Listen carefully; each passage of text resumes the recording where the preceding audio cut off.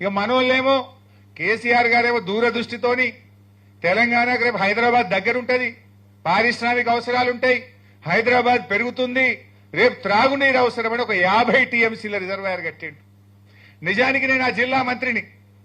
నేను 1-2 సార్లు మాట్లాడినా, సార్ ల్యాండ్ ఎక్విజిషన్ బాగా ఇబ్బంది అవుతుంది, రైతులతో ప్రెజర్ వస్తుందంటే వారు ఒక మాట అన్నారు, హరీష్ కొద్దిమంది కుటుంబాలు నష్టపోతాయేమో, ఇప్పుడు కొద్దిగా కష్టమైతుందేమో, కానీ రేపటి లక్షల వేల కుటుంబాలు బతుకుతాయి, రేపటి తెలంగాణకు ఇది జీవధార అవుతుంది, మల్ల గట్టలేము, కష్టమైనా సరే రేపు మనం రాజకీయాలు శాశ్వతం కాదు, ప్రజలు శాశ్వతం, నీళ్లు శాశ్వతం, ఇది హైదరాబాద్ దగ్గరగా ఉంది, 50 టీఎంసీ రిజర్వాయర్ కట్టాలని చెప్పి పట్టుబట్టి ఆయన గారు ఆ రిజర్వాయర్ ని కట్టించారు. ఇలా అదే వరమైంది కదా.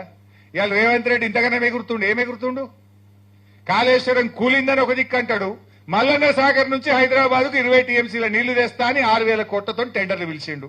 మరి కాళేశ్వరమే కూల్తే నువ్వు మల్లన్న సాగర్కి వెళ్ళి 20 టీఎంసీల నీళ్లు ఈ హైదరాబాద్ కు మంచి నీళ్లు మూసి శుద్ధి చేయడానికి ఎక్కడి నుంచి తెస్తావో సమాధానం చెప్పాలి మిస్టర్ రేవంత్ రెడ్డి.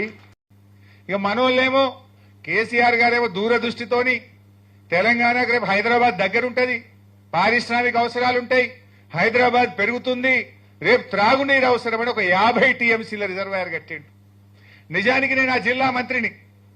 నేను 1-2 సార్లు మాట్లాడినా, సార్ ల్యాండ్ ఎక్విజిషన్ బాగా ఇబ్బంది అవుతుంది, రైతులతో ప్రెజర్ వస్తుందంటే వారు ఒక మాట అన్నారు, హరీష్ కొద్దిమంది కుటుంబాలు నష్టపోతాయేమో, ఇప్పుడు కొద్దిగా కష్టమైతుందేమో, కానీ రేపటి లక్షల వేల కుటుంబాలు బతుకుతాయి, రేపటి తెలంగాణకు ఇది జీవధార అవుతుంది, మల్ల గట్టలేము, కష్టమైనా సరే రేపు మనం రాజకీయాలు శాశ్వతం కాదు, ప్రజలు శాశ్వతం, నీళ్లు శాశ్వతం, ఇది హైదరాబాద్ దగ్గరగా ఉంది, 50 టీఎంసీ రిజర్వాయర్ కట్టాలని చెప్పి పట్టుబట్టి ఆయన గారు ఆ రిజర్వాయర్ ని కట్టించారు. ఇలా అదే వరమైంది కదా. ఇవాళ రేవంత్ రెడ్డి ఇంతగానే ఏమెగురుతుండు, కాళేశ్వరం కూలిందని ఒక దిక్కు అంటాడు, మల్లన్న సాగర్ నుంచి హైదరాబాద్ కు 20 టీఎంసీల నీళ్లు తెస్తా అని 6,000 కోట్లతో టెండర్లు పిలిచిండు. మరి కాళేశ్వరమే కూల్తే నువ్వు మల్లన్న సాగర్కి వెళ్ళి 20 టీఎంసీల నీళ్లు ఈ హైదరాబాద్ కు మంచి నీళ్లు మూసి శుద్ధి చేయడానికి ఎక్కడి నుంచి తెస్తావో సమాధానం చెప్పాలి మిస్టర్ రేవంత్ రెడ్డి.